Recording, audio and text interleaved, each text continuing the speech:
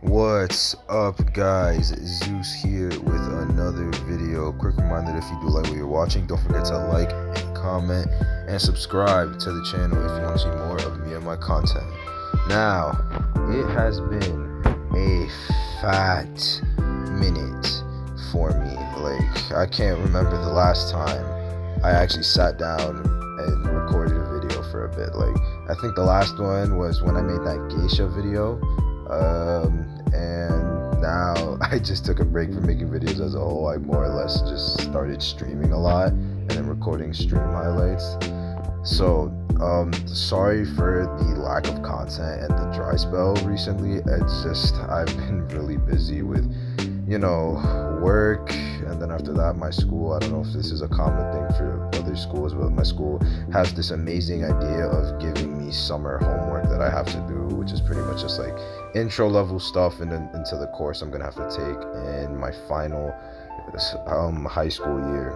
I am an uprising senior and all that jazz, so gotta do all that. So I just like, the summer's not really a vacation for me. It's more or less like, all right, I gotta just do all of this extra bullshit so that way then I can continue on living my life, which to be honest is kind of annoying. But I do apologize for the lack of video content, as well as just like me not streaming and not doing anything for like the last 4 days. But again, I am working, so streams and videos are going to be a bit lax for this month. I will try my best in the middle of August and September, and as the months goes on, as the rest of 2021 goes, to be able to keep on uploading.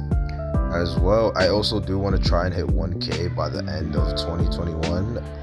It's actually about 6 months now since I've started my channel, and I'm trying to hit 1K so that way then I can, get monetized. I am working on streaming on Twitch and all that extra nice things for you guys, because people have been telling me, yo, Zeus, stream on Twitch, yo, Zeus, make a Patreon, all of this excess.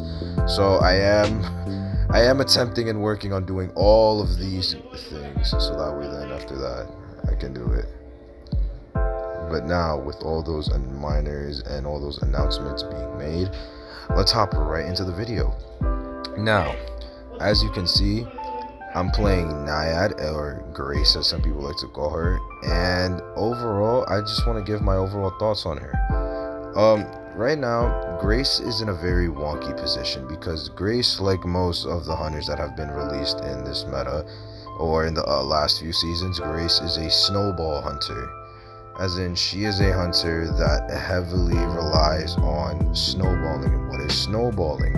Snowballing is pretty much the ability to instantly shift the game within a snap of your fingers, just out of pure abilities.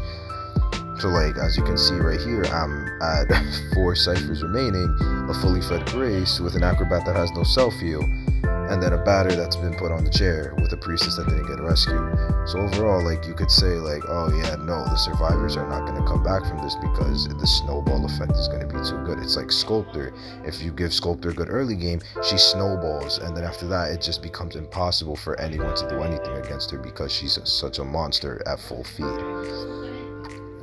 So because of that, just like Sculptor, while Sculptor is S tier, even if she is a snowball hunter, I do not think Naiad is S tier. But I also, on that note, do not think that she is B tier or C tier.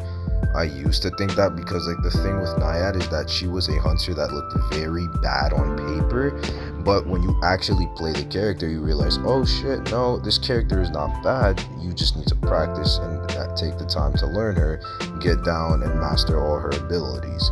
So because of all that, I think that overall she is an A tier hunter, another tie hunter in the sense. She's another Anne, another BQ, all those good things. However, she is a tie hunter that can, like also Anne and BQ, push for a win when the time calls for it. And you're going to see that in one of the later matches that is going to be shown in the video, where I'm supposed to be getting a tie, and because of how Grace works or just how I play, I'm able to push a win. But now, as you can see, Grace has the three different abilities. She has her throwing of her harpoon that enters her migration state, then she has her dash in her migration state, and then she has the puddle, aka the darkest depth thing, where pretty much just puddles follow her, and after that she then does damage. Now, a lot of people say that she's B tier or C tier because she lacks cipher pressure, which, to be fair, is a good argument, because let's be honest here, Naiad is a hunter that does struggle with cipher pressure. But when I say struggle, she doesn't struggle with controlling the ciphers, she struggles with asserting control over the ciphers. For a Naiad to be able to control the cipher, she needs to dominate over the survivor as a whole in order for her to gain control. What do I mean by dominate? She can't be afraid of the survivor, in the sense of just like, it's like how Sculptor can just throw her pick, and then after that the survivor will not even try to like stay on the cipher unless they're just being really ballsy, and then they'll just run away. Naiad does not have that, and because of that, it's very hard for her to control ciphers. But when a Naiad does have control of a cipher, it is deadly, it is monstrous, because the survivors can't even stay at the cipher. They need to completely exit the area, otherwise they're just going to take damage over time, aka moisture or hydration, whatever you want to call it, and then after that they're just going to get damaged. So it's like, Naiad is a very wonky hunter, because it's not that she doesn't have cipher pressure or like, cipher control. She does, it just requires so much setup, and honestly that's my problem with her. Like, she is a very fun hunter to play, she's a very like deadly hunter when mastered, but she just requires so much setup in the early game that it's just like, if you have one person that knows what they're doing to kite a Naiad, so you're not gonna win the game. Like, that's just it. You're not gonna win. It's like me. I play Vio. Vio is a heavy snowball hunter. I'm a former number 1. Vio requires like a lot of skill to play when it comes to hitting notes, timing notes, knowing when to note, cutting off notes, hitting impossible notes that should not like register, like hitting a forward out of his football, hitting a merc. Oh, you get the picture here. She works like that. She's a Vio with extra steps, in the sense of where she needs to set everything up in order to do her damage, because with Vio's no, he can just throw the no and then pull the no. That's it. Naiad, she needs to make a whole damn circle, then connect that circle together just for the moisture to start rising percent by percent. And then after that, she just pulls the harpoon and it only goes up, it only gives 50% moisture, and that's at full feed, otherwise it's only 33. So she's just a hunter that requires so much setup that I, genuinely speaking, like I don't all the time enjoy playing her. It becomes a chore to play her, because it's just like, why would I want to play a hunter that requires so much setup? Because then that just makes her weak when it comes to somebody who knows how to kite them. But at the same time, once that setup gets complete, it can definitely drastically change the game. Because once that setup is complete, then that setup becomes an impenetrable wall. I said earlier that Naiad is Vio but with extra steps. However, that does not change the fact that, and I'm going to say this honestly, I genuinely believe that Naiad is better than Vio. I genuinely believe that. She is a better hunter compared to Vio, because Vio has close to no cipher pressure. Like, if you want a hunter that has close to no cipher pressure, you can play Ripper, Gamekeeper, etc. But Vio is one of the A tier hunters who, in my opinion, just does not have cipher pressure.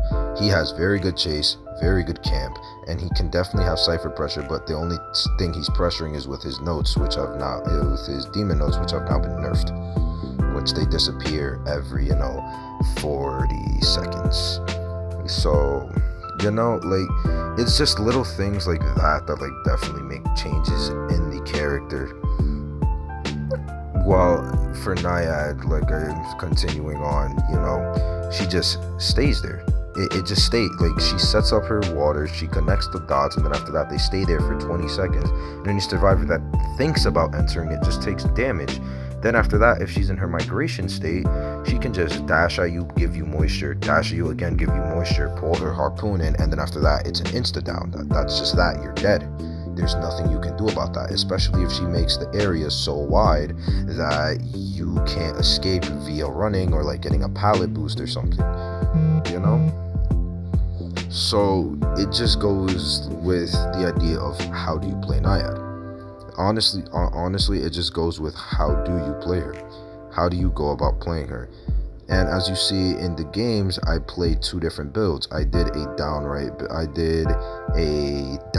build in which it was 3-stack Berserker to emphasize on the camping, which was the Chinatown match. And then in this match, I decided to run a build with 1-stack Enrage and healing, and then impact to stall out healing. And the reason I did that is because I feel like she would also work well with like what sculptors do when they bring impact in order to stop them from healing, so they can still get chipped. So even if they're trying to heal, especially if the sculptor gets wanted. Now here's an instance in the match where, as I said, like Naiad takes a lot of time to set up, but the time to set up is worth it. So the Cypher's primed. I get the lawyer off the Cypher, and then after that the perfumer comes back. So I just start circling the Cypher. Now the survivors don't know what to do, and then the lawyer comes into my range. Now as you can see, lawyer has no way of escaping. He just tries to go for the pop, and then after that he gets downed, and then I can just hit the perfumer again, and then boom, all of a sudden I'm now playing for a win, because remember, perfumer has that beautiful 30% increase to healing speed.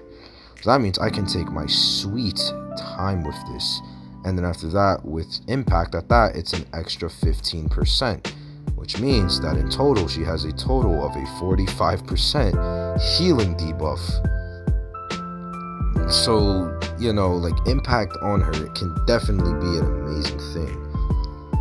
Like overall as a character, I think an unskilled Naiad, B tier, C tier, whatever you want, her abilities can't carry you throughout the match, but a very skillful, a master Naiad, high A tier, potential S tier. I don't want to like shoot that, but like a mid to high A tier is a guaranteed spot, especially if you've mastered this character, because she is very powerful when used correctly, and you know all her like quirks and stuff.